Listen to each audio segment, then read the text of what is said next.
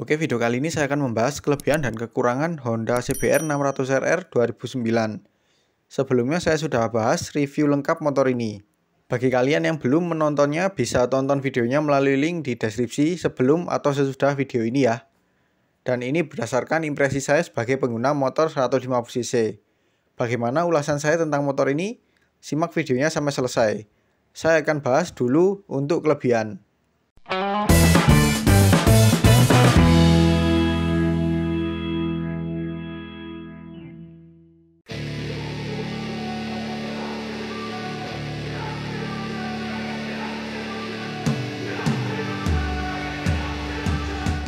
Secara desain sih Honda CBR 600RR ini sebenarnya nggak yang keren sekali ya. Lebih ke unik menurut saya. Yang membuat unik adalah desain belakangnya yang ada pada peletakan knalpot di bawah ekor. Ini menjadi karakter paling beda dibandingkan kompetitornya yang mana ditempatkan di sebelah kanan yang itu sangat konvensional.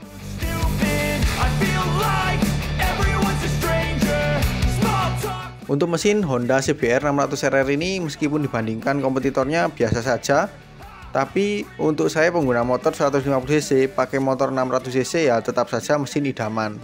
Yang jadi idaman sih paling utama itu suara khas 4 silinder yang sangat merdu didengar.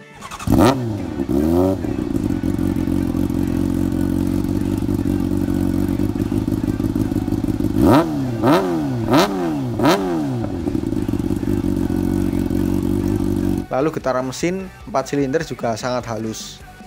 Untuk karakter mesin CBR 600RR ini tidak terlalu intimidatif. Penyaluran tenaganya cukup merata dari bawah hingga atas. Tarikan awal juga nggak butuh RPM terlalu tinggi, sudah bisa jalan.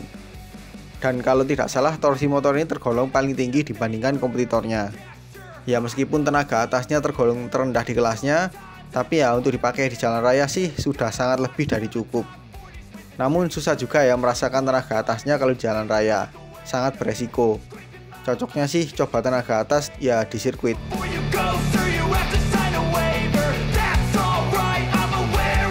Untuk panel info Honda CBR 600RR ini secara visual seperti biasa saja ya. Namun kalau dibandingkan dengan kompetitor di zamannya, info yang ditampilkan lebih informatif. Info itu adalah penunjuk sisa bahan bakar, yang mana ini kompetitornya tidak punya. Jadi ini sangat membantu kita apalagi yang suka lupa cek sisa bahan bakar. Daripada kehabisan di tengah perjalanan kan gak asik.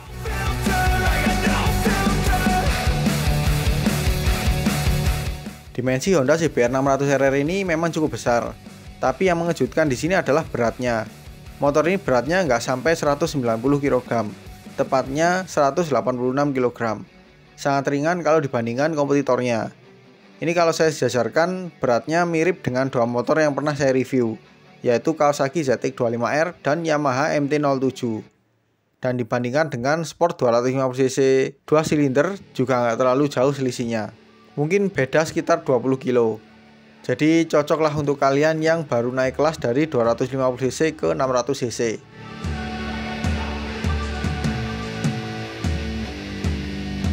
Posisi berkendara Honda CBR 600RR ini banyak yang bilang ternyaman di kelasnya. Ergonominya nggak terlalu menyiksa. Tapi memang kalau saya rasakan juga demikian. Mirip ergonomi CBR 250RR tapi lebih jauh stangnya dan lebih tinggi joknya. Nah yang paling saya suka itu joknya yang nyaman sekali. Dimensinya besar, busanya tebal dan empuk. Nggak seperti motor-motor kecilnya. CBR 600RR ini malah jauh lebih nyaman. Jadi pantat nggak mudah pegal. Oke lah untuk dipakai, berkendara cukup lama.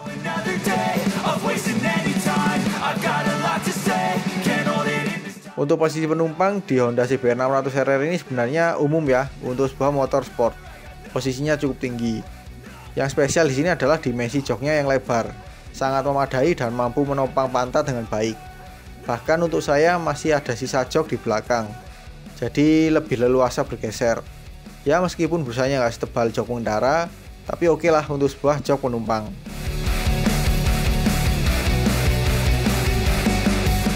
Setelah bahas kelebihan, sekarang saya akan bahas kekurangan Honda CBR 600RR 2009.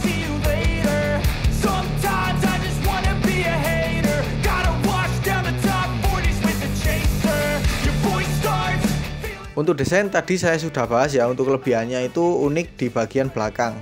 Namun untuk bagian lainnya sih menurut saya paling biasa dibandingkan kompetitornya. Kurang menggambarkan kalau ini motor 600cc apalagi untuk orang awam.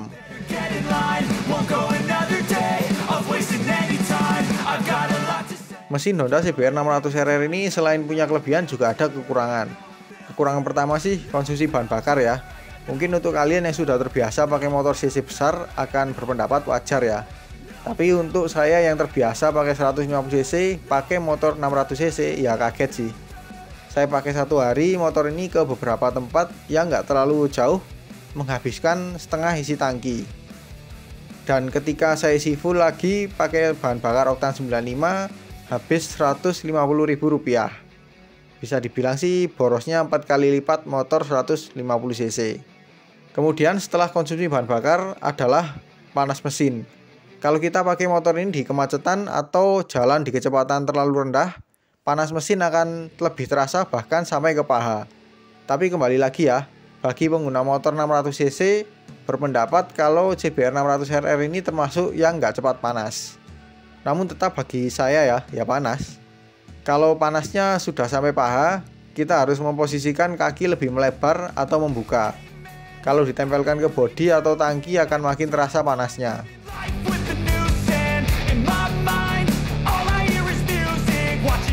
Panel info Honda CBR 600RR ini di zamannya cukup informatif, yaitu adanya penunjuk sisa bahan bakar.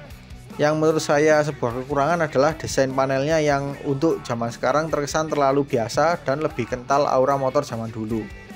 Dibandingkan dengan kompetitornya sih, ini yang paling biasa saja. Desain latar belakang dan bentuk angka-angkanya itu sih yang kurang menarik.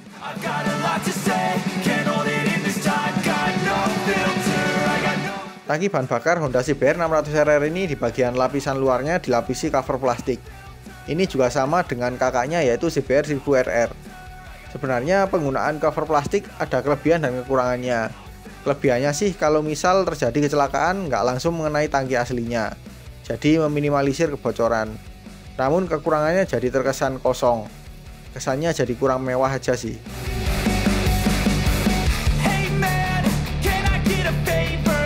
Untuk fitur elektronik di Honda CBR 600RR ini juga sangat tradisional ya. Yang pertama tidak ada ABS. Yang kedua tidak ada traction control, dan yang ketiga tidak ada quick shifter.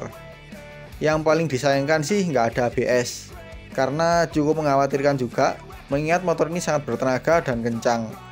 Jadi dengan tidak adanya ABS harus lebih berhati-hati dalam pengereman apalagi mendadak.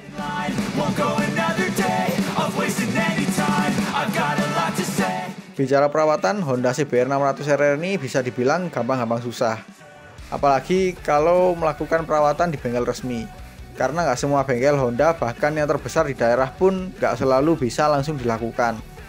Harus ditangani mekanik khusus motor-motor di atas 250cc. Setahu saya harus reservasi dulu atau janjian dengan pihak bengkel. Biasanya pihak bengkel akan memanggil mekanik dari pusat atau dari dealer Big Wing. Kemudian untuk biaya perawatan rutin juga berbeda dengan motor 250cc apalagi 150cc. Contoh misalkan untuk ganti oli itu butuh 2,7 liter, otomatis belinya 3 liter. Belum kalau misal ganti kampas rem atau lainnya. Ya memang sih konsekuensi punya motor besar. Bagi orang yang menganggap uang bukan masalah ya oke-oke saja. Tapi kalau untuk kaum mendang-mending ya nggak cocok lah.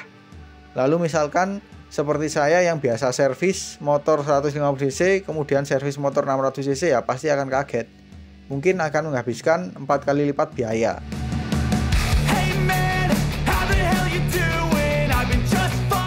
Oke, mungkin itu saja ya pembahasan saya untuk kelebihan dan kekurangan Honda CBR 600RR 2009. Untuk penilaian saya dari 1 sampai 10 saya bernilai 7.